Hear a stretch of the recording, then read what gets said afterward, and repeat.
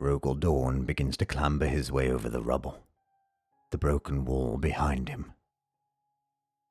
He enters the city. It is not a city anymore. It was once, and perhaps for a very long time.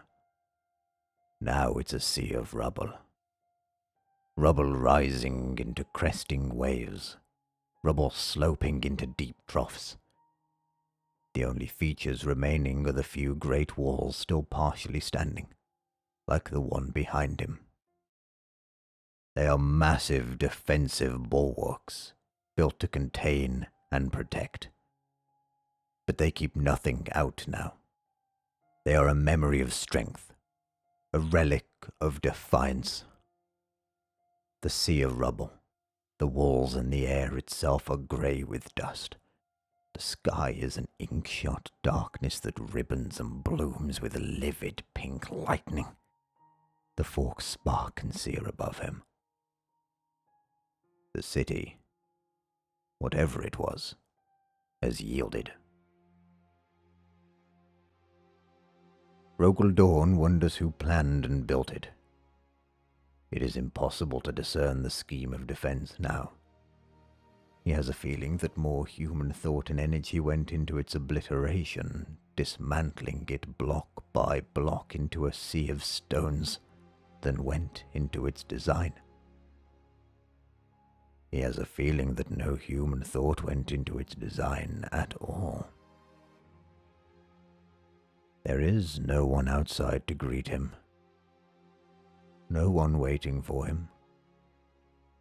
You will have to make a new plan, starting here. The city may have yielded, but he has not.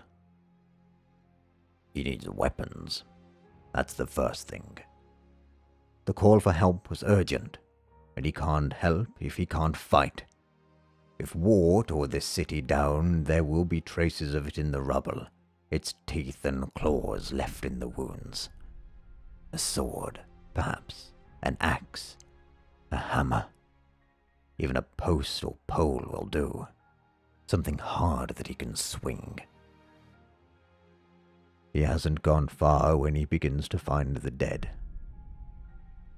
Armored men, tangled in their hundreds. They look like rubble at first, because they are so caked in grey dust. But he sees the shapes of limbs, of beaked helmets, of breastplates and pauldrons, jump packs, greaves. When he stoops and wipes the film of dust away, he reveals the traces of gold laurels, of auramite decoration, of yellow plate, of the numeral 7. They are all here. All of his sons. All of the men from his Anabasis company. Whatever war overtook and obliterated them, it was total. He scrapes the dirt from rank medallions and insignia, and peels back visors. He sees the pinched, pale faces of the extinct. He remembers names. August, Lomid, Exus, Tabernus. Each name replenishes another cell of his memory, bringing back events and encounters, conversations and triumphs. The past drips back into his mind like drops of ink falling into water.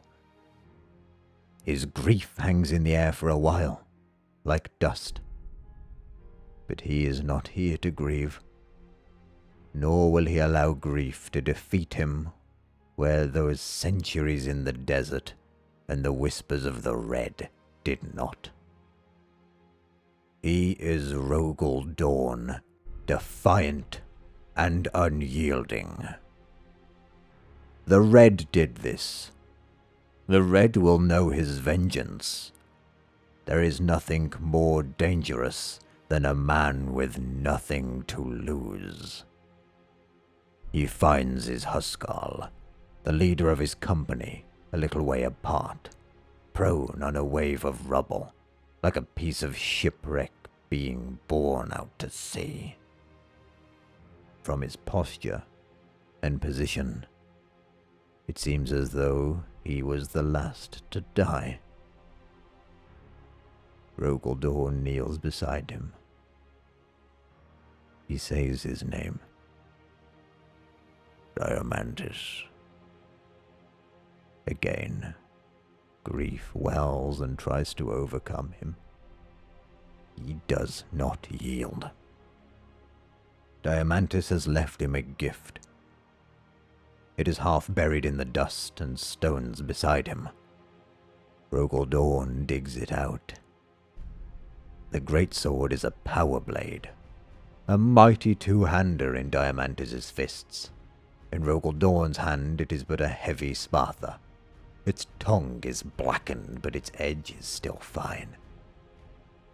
He lights it, and the flash of power burns dust off the blade, and reveals a brand of gleaming silver that dances with blue discharge. This I will bury in the heart of the red, swears Rogal Dorn, bringing the sword to his brow in a salute, in the manner of the Templars. This I will wield against my brother, to avenge my son. He rises. The coral lightning above him peals its rage, mocking his oath. It can mock all it likes. He is free, and he has a sword. He stands and listens for the echo of the call so he can determine which direction to go. He can just make out the dying ring of it on the wind. And something else. A tapping. A scratching. As soft and small as the scrabble of a mouse. It's not the stir of dust, nor is it the loose rubble settling behind him. There's something else alive. He hunts for it, straining to hear. It's coming from a mound of rubble close to the bone field where his sons lie. It's a slope of rubble that has spilled down from a split in one of the bulwark walls. It could even be the wall he broke through to get here. The rubble that he spilled breaking free. He isn't sure. He can't tell the broken walls apart anymore.